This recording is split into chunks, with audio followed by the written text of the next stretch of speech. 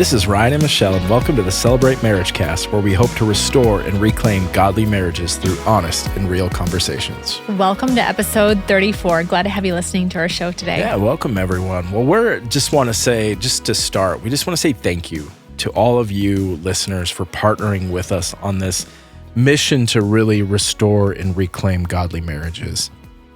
It's so important, and we thank you for just helping us to share this message, getting this message out. You know, Michelle, we really want to just create a platform where we can have honest and real conversations and really just kind of open up the book here. Yeah. You know? Yeah. And just putting our life on display because we know that you're probably going through this stuff too. Right. And there's so much, and just really talking real life. And last week's episode, we talked our house had water and we peeled back the carpet, and then the padding was squishy wet. And then we took all that out and we found mold on the walls. And I mean, that's real life, you guys. Yeah. Like, I feel like some of these things people just, first of all, how do people know some of these things? Because it's hard. Yeah. The things that are thrown at you as an adult, as a parent, as a married couple, there's hard stuff. Right. And we want to go through it with you. Yeah. Encourage you. Yeah. You're not alone what you're going through. Right. And I think, Michelle, it's so important to realize that it's never perfect. Yeah. Right? It's never perfect, but the or whole, as planned. We talked about that for Mother's Day show. Not as planned. Nothing is as planned. Right. But the point is to point you in the direction of the one that is perfect. And that's really was the goal, and really what we want from this is to realize, like, hey, our relationship is not perfect, you know. And I'm sure it's been a hard week. Yeah, it's been a really hard week, and you know, but it's moving in the direction of the one that is. Yeah, it's our foundation. Yeah, absolutely. So again, we want to say thank you for listening, thank you for sharing, thank you for subscribing. I think we're over 30,000 on YouTube. Oh my gosh. I haven't even checked for a week or so here. Wow. Which is just amazing. Thank you, listeners. And it's just incredible to hear the stories. We had someone come up to us actually last weekend in church. Was it David? Yeah, I think so. And just said, thank you so much for what you guys are doing. It just, I know we were in between songs during the worship and we didn't have a chance to hear his story, but just, had impact, and he wanted to share that with us. So we hope it's touching your life as well. Yeah, absolutely.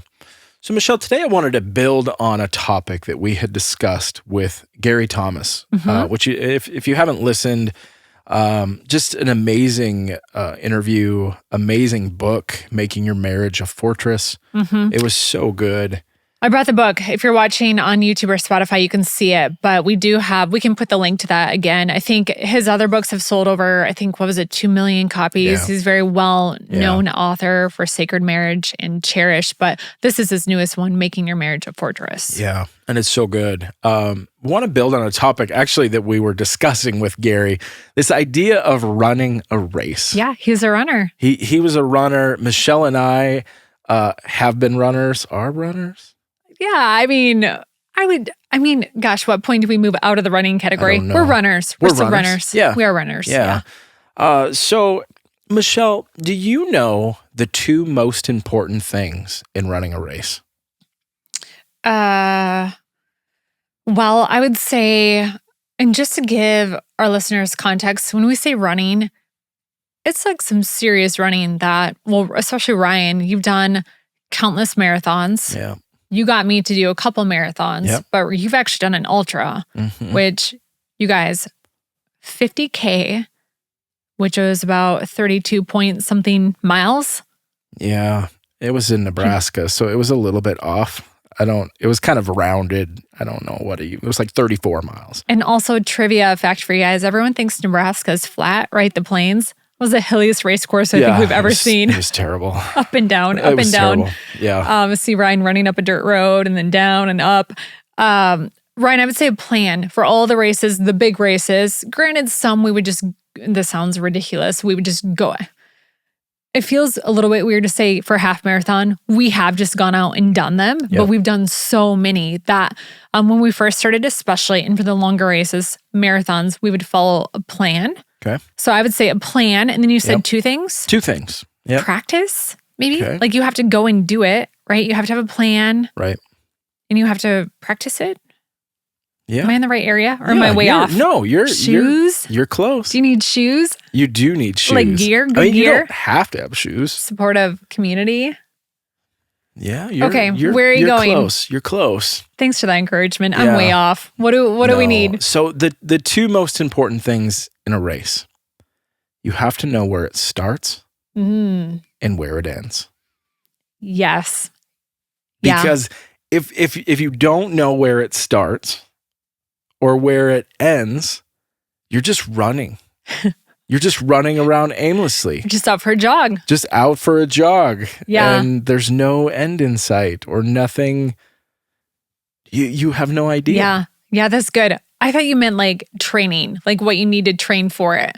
Yeah, a race, definitely need to know where it starts. Right. And probably where it finishes. Right. Absolutely. I mean, you could just follow the other people, but that could get a little dicey too. Yeah, absolutely. So I think though this is such a great analogy for marriages and relationships. Okay.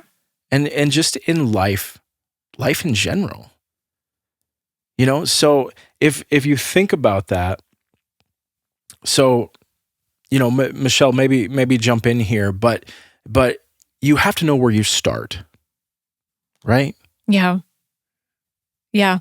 I think we just had this conversation about something the other day, and I remember saying, well, this is where we're at now, and this is reality. And now that we know reality, we can go forward. Actually, I think it might have been about our moldy basement. Because we have mold in it, there's a chance obviously probably been going on. It's happened a time or two before. Yeah. So our guest room, we're not in there super often. It's in the corner. But I think that was at the situation I said that. Now that at least we know where we're at now. Yep. Because now we can take care of it and move forward. Yeah. But when you don't have that check-in point, when you don't have that moment of reality, I think reality is coming to terms with reality is such a pivotal moment for any situation you're in, because then you can go, like you said, then you know where you're starting or where you're at, and you can move forward. If you're just aimlessly going, I think that is more debilitating and maybe harmful than anything. You know, even our basement example, it would have just kept growing and getting worse, right? Right. But now we know. Yep. And we can move forward. Yeah. And I think in the context of a relationship, you know, if your marriage is in a spot maybe where it's struggling, this is going to be really hard because you have to be honest. Mm-hmm. You have to be real and say, okay, I'm not doing something, or I am doing something, or like this is the problem. Yeah. Yeah. Yeah. Actually, okay. So I can give an example with that, Ryan, if we want to talk about like more personal examples. I think when way before we met, actually, it was probably 16 years ago now, 17, 18 years ago. It's been a while. And it's actually part of what brought me to Celebrate, but coming to the terms of the fact that I was dealing with an eating disorder. And I think for a while, even though I clearly had it, it was like I was, I don't know, tricking myself. I wasn't even coming to terms with the fact that it was a problem. Yeah. Like it was just when I talk to people that, you know, since then that they're dealing with that, I've always said like, it's an external way of dealing with something happening on the inside, very much like an addiction. But it was, for me, that was my really not healthy way of dealing with chaos. And it didn't really like raise alarm bells until I was at like rock bottom. Yeah. Yeah. And I had a roommate kind of point some things out, and I started going to a counselor, and she took me, as far as she could. And then I went to another one, and she had said, why don't you go to Celebrate and meet some young people? And that was one of the things. She said, first, you need to get out of this toxic relationship. I was dating someone that was just really unhealthy. And then you should go to Celebrate and meet some young people. And I did that. I was like, I can't believe I did it, but I did. And that was when I started restoring my relationship. I always had grown up with a religion, but never really had a relationship with Jesus until Celebrate really is when it like renewed that. But I was just lost, and that was like that valley moment. I just remember like crying out on the floor to God, like, God, I know this is not the life you purpose and plan for me. But really, God, I don't want to say allowing, but kind of like me in that moment, God used that. I'll say it that way. Like God used that moment, because at that moment I was like, oh my gosh, this is a really bad spot I'm at, and I don't want to be here. And once I came to terms with reality, starting point, I knew where I wanted to go. I didn't know for sure what it looked like. I just knew I didn't want to be there. And I knew I wanted to go somewhere better. And I knew it had to include God. And I even told you that when we first met, I'd been on that journey, and I said, hey, I've done this my way before, didn't work, doesn't work. It's got to be God's way. So I knew he had to be there.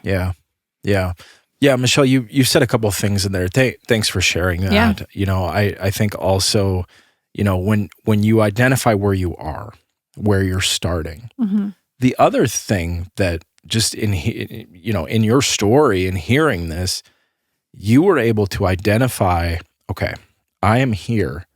I need some help. And part of that could be professional help. That could be a counselor. You mentioned you had two different ones. Or it could be a pastor. It could Pastoral help was part of that. Yeah, absolutely. It's identifying those people. Okay, I am here. I'm starting here. And it's also, as you identify where you start, you can figure out, hey, who can help me?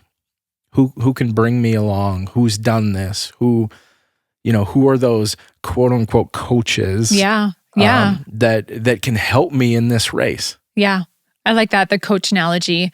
And I think that for different seasons, you'll have different coaches too. But there are people that have gone there before you. Really, that's what a coach is, right? They probably have experience in that area. They've gone there before you, kind of a mentor, and they're on your side. And they're for you.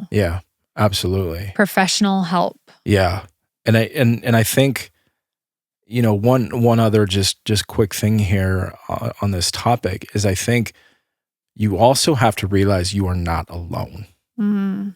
So if you're in your marriage, if you're dealing with something, I guarantee somebody else has walked this path. Like, you are not the only one. Somebody else has done it. Somebody else can help you walk through it. I think that's one of the great lies that Satan tells, is that, oh, you're the only one. You're the only one that's done this. Like, And what do you think happens then? Is it then shame or embarrassment that keeps people from reaching out for help? Maybe. Just feeling like I'm the only one. There's no way out. Right. I think that isolation happens, and then absolutely, it's well, nobody else, like nobody can help me walk through this. But I'm telling you, somebody can help you. That, I think, is such an interesting lie of Satan. That I think you're right. We do believe that I'm all alone, and it's a lonely road. I do a little bit of health coaching and stuff on the side. And one of the things that's always amazing to me is that I deal with a lot of people that have digestive issues, and they always come to me and they're really embarrassed once they like open up. I'm like, what else? Okay, you need help with sleep, you need this and this. And then like once we start uncovering things, usually digestion comes up at some point along the way. And it's just kind of astonishing to me that more people than not have issues, but no one wants to talk about it. And so much so that I've actually just started coming out and being like, hey, what about your digestion? How is that? Because most people have something. But that's just one example, just in the health aspect of how people are like suffering in, silence, and they don't realize that they're not alone. Yeah. They're not alone. And I think too, Ryan, wouldn't you say from talking to all of these authors, I mean, we have a couple of dozen now authors, over a dozen, probably getting close to 24 authors. I mean, I'll have to count them up, but we've wrote a lot of books for you guys, and we hope the Cliff Notes have been good and that you're loving the Celebrate MarriageCast book club. But I feel like there are certain themes that come up in almost every book. And based on all of that, you're not alone. Yeah. You're not, because everyone's talking about these things. Right. Absolutely. Yeah. I think that's a key part as you identify where you were at, as you identify your starting line for your relationship, for your marriage. As you identify that, there's coaches. There's coaches that can help you. Yeah. Well, the second part of this, Michelle, did you have something to add? I just want to throw out a few resources. It's been a while since we've talked about it, but specifically for hurts, habits, hangups, Celebrate Recovery is an amazing ministry to get plugged into. We have a Celebrate Recovery here at Celebrate Church. Incredible. Grief Share is another ministry. We have it here. I think it's nationwide. It's an incredible ministry. Divorce Care for Kids. Those are amazing places. Financial Peace University, if you're dealing with financial things. Just some great resource groups that are available. And obviously, our marriage and pastoral team here at Celebrate, we have pastors on call. We have a pastoral team. There are people that want to walk with you in that. We have, there are a couple of groups for, I believe, pornography addiction, men on a quest to, to have purity in their minds and eyes and hearts. What else do we have? I feel like there's just about anything that you can think of. Celebrate Recovery really is an overarching group for hurts, habits, hangups. So even the example I gave of the eating disorder, that would be an appropriate group for someone dealing with that to go to. Or we're getting pastoral care, counseling. We've interviewed Tony Boer multiple times, Assume Power Counseling. Pastor Chris Fickle could give you recommendations for people too. But just reach out. You've got to start somewhere. And there are so many resources. You don't have to do it alone. Right. Yeah. Absolutely. Thanks for sharing that, Michelle. So the other part of this, as you identify where you're starting, you also have to know where you're going. You have to know the course. You have to know the end and what this looks like. So a few years back, our family ran a relay race together. Basically, you take, I don't know how many people it was, 6, 7 people maybe. I don't know if it was that many. It was a full marathon, but I remember we each had 3 or 4 miles. So maybe it was. Maybe it was 6 or so people on a team. And we ran it as a family. And us 3. Well, with our oldest daughter and then 3 other friends, I think. Yep. Right. And somehow during the course, when our daughter was running, she was younger than probably 13. Yeah, I was thinking 13, 14. Yeah. I think she was young. I think it was like 12 or 13. Yeah. Like middle school. Yeah. Somehow, of no fault of her own, she got off course. Yeah. And, not only was it a scary time because we didn't know where she was. Yeah. And there was a volunteer at the corner, and she had said this way, and they had said they were sitting down on their phone, and they said, yep, that way. Yeah. They never looked up, and she went the wrong way. And she went the wrong way. And so, not only was it scary, it was also exhausting, right? Yeah. Because she ran a ways off of the course. I would say over half a mile, maybe, if not probably closer to a mile. Yeah. And I take that, and I think so much about relationships and marriages, and I think so many have got off course. They missed a turn, they got off course, and they're just running. And it's scary, and it's exhausting. It's absolutely exhausting because you don't know where you're going. you got off course, and you don't know where the finish line is. You've lost sight of that finish line. Yeah. It doesn't matter how fast you're going. You're not going to get there. It doesn't matter, And so, this is, once you identify where you are, you also have to identify where you're going, And so I think about that. Like, I hear so many couples say, "Oh, we're just bad communicators." Well, you can say like, "Hey, I want to be a better communicator." Yeah. Yeah, I'm just going to push in or push back to people that say that, because I hear that too with people that say like, "Oh, I'm not a reader."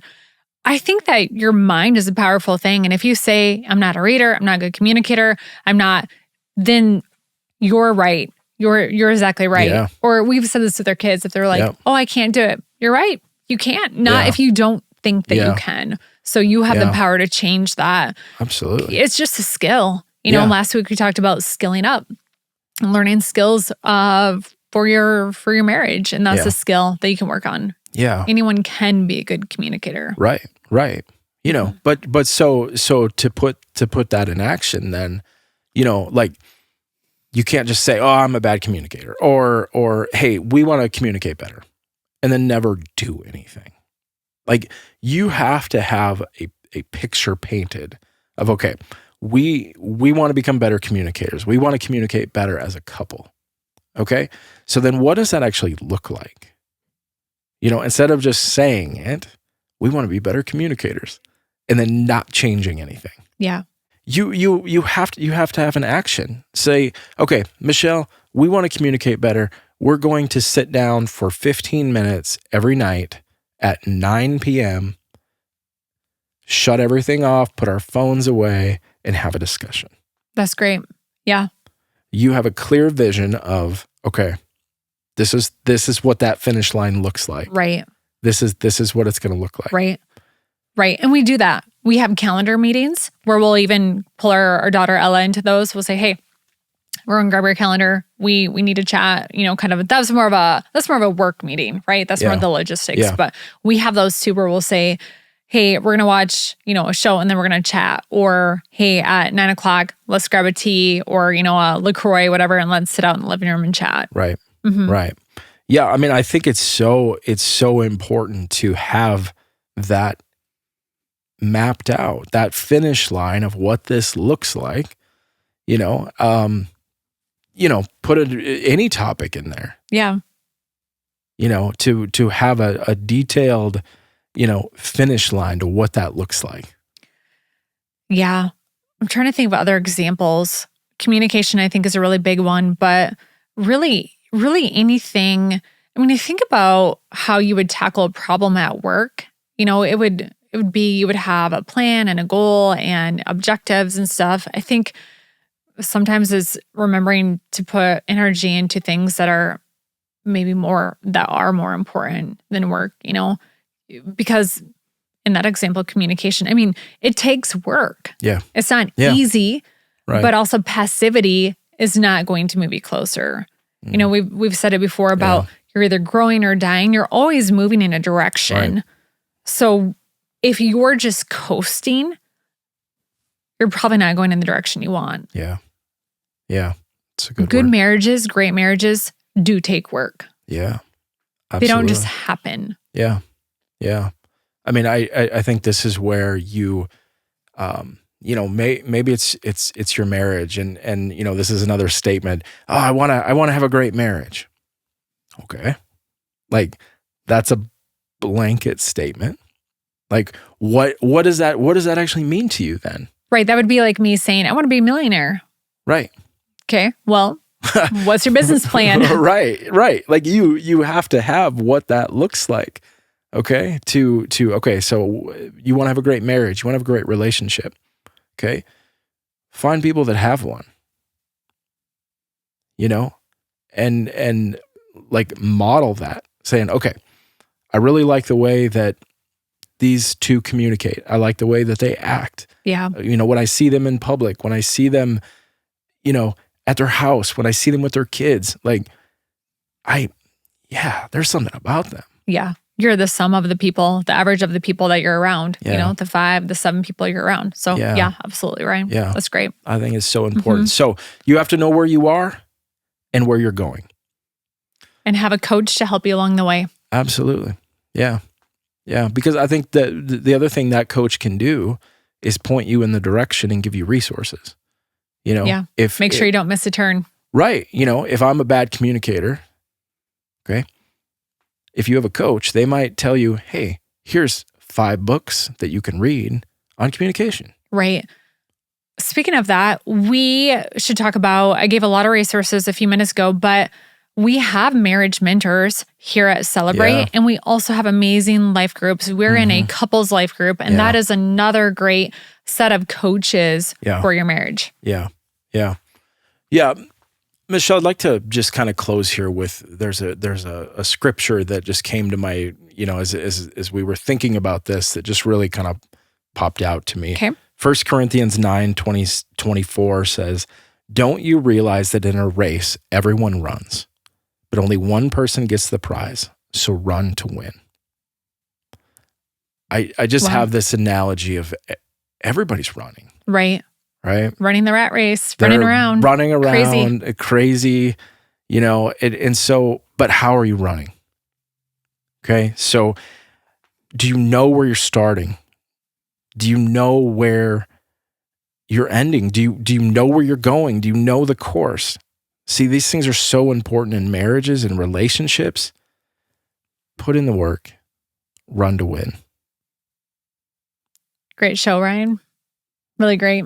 Thanks. You know what? I appreciate that on top of everything going on this week, you had the concept and idea for this. And great topic. Thanks, Michelle. Have this jar for you.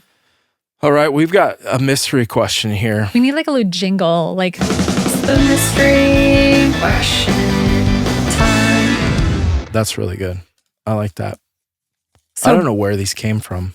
We don't really know either, but they just show up here. So 2 or 3 weeks ago when the Gravels, Lucas and Amy were here, they had been guests before. So you guys know that Ryan always asks our guests questions. They'd been guests before. So we wanted to come up with different questions. So we asked our producers, hey, what do you think about some mystery questions? And we're trying it out now and seeing what you guys think. So we have absolutely no idea what is in this jar. There are 4 questions in here. Ryan just picked one out on a little piece of notebook paper. Yeah. All right. So it says, how do you maintain healthy control and boundaries with the opposite sex at work?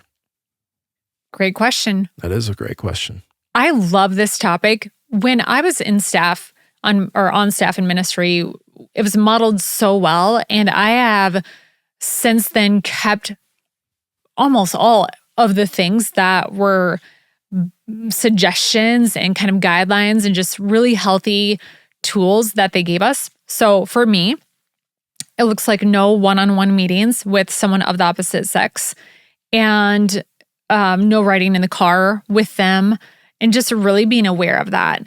And I think what that does is it's just a good guardrail. It just models really like healthy boundaries. And, it's interesting because I think one time somebody was like, oh, well, nothing's going to happen. And I was like, well, it's not like I'm insulting you or like saying like, oh, I think you're going to like put moves on me or something. And that's not it at all. Right. It's a couple of things. One, if that's always a guideline, then you're never going to have to get to a situation where you're in kind of the deep end. Like if it's just always what you do, you're protecting yourself, right? Because I don't think things just all of a sudden, you just don't end up in like a stranger's bed, right? Like it's lots of little micro things. It's, sharing emotional vulnerability with someone of the opposite sex. It's, confiding in them with things that you should be confiding with your spouse on. It's actually, we're going to have a show about this. So I won't give too many of our things away, but, so it's just having that boundary. So it's always in place, but also the perception, because if I'm having coffee with somebody for like a networking group or something, and they're a man, people would probably know like, oh, she's just is a business meeting, but it just creates a little pause. Like there's one slight moment where they see me and they're like, oh, hey, Michelle, and oh, that's not Ryan. Oh, it's someone else. And not that that's awful. I mean, lots of people do that. It's just not really a situation I want to be in. And sometimes, maybe you can't control it, but I found that in most situations, there always was something I could do. I'd either bring along, when I was in a networking group, when we did our one-on-ones, I'd bring my friend Sarah along. She was in the same networking group. So I'm like, hey, you know what? It's my time to meet with Lance. Hey, Sarah, let's both meet with Lance. Yeah. And it was totally fine. Right. I didn't say like, oh, I can't meet with you. Like I didn't make it awkward, but I knew what I was doing and I just made it natural. Yeah. And that was I felt good about it. Yeah. So, yeah. Yeah. What did I answer the question? Yeah. That's one example of what I do. No, a couple of things. Yeah. I think, yeah. Yeah. I think you did Read the great. question again so our listeners know what you're answering. So how do you maintain healthy control and boundaries with the opposite sex at work? Okay. Yeah. So I gave good work examples. Yeah, absolutely. Yeah. So, I mean, I think for me, two things. Now, I work on a female team. Mm-hmm. I'm the only male on the team. Mm-hmm. There are 5 of you, right? 5 of us. Yeah. Yeah. I think two things. Okay. One is words. I think words are super important in especially how I talk about Michelle, and very, I'm always very edifying and I'm not, part of that's regardless of where I am. Sure. I've shared that before that I think words are so important and how you speak of your spouse is huge. I think that carries a big weight at work and wherever you are. But I think especially at work, I think in regards to how I talk about you. Thanks, love. Is a huge thing. I think too, the other thing is at work and after work. What do you do? Like here's the thing. My coworkers are great. I'm not going to hang out with them after work by myself. Sure. Like me and another coworker, that's not going to happen. Yeah. If we're doing a team outing and we're all going somewhere, okay, that's one thing. I'm not going one-on-one. You're not going to go grab a bite to eat and talk about a client prep or something. After work, it just, I don't know. I think that's one area that, or a boundary, I guess, that I have, that I'm just not like, hey, let's go out and for dinner or something like that. Yeah. You and another coworker just by yourselves. Yeah. That's just not going to happen. Yeah. So, I think those are two things for me that are super important, and just boundaries that I have. Yeah. Thanks, love. Yeah. Thank you for doing that. Yeah. I think you'll find that your spouse feels very honored and respected and cherished when you do things like that too. Yeah. I certainly do. Absolutely. Yeah. I know you've said the same. Yeah. For me. For sure. Yeah. For sure. Yeah. This has been fun. I do like those mystery questions. Yeah. We'll look forward to it. Yeah, Send them in. fun. Send them on in. To our listeners, thank you so much. Like Ryan said, we are here for you. This is the vision of Celebrate Church and the Celebrate MarriageCast, is to help you wherever you're at with your relationship. So thank you for listening today. And hey, if you would like additional help or marriage resources, we are here for you online. Celebrate.church/marriage. We also have a pastoral team. Feel free to reach out to them.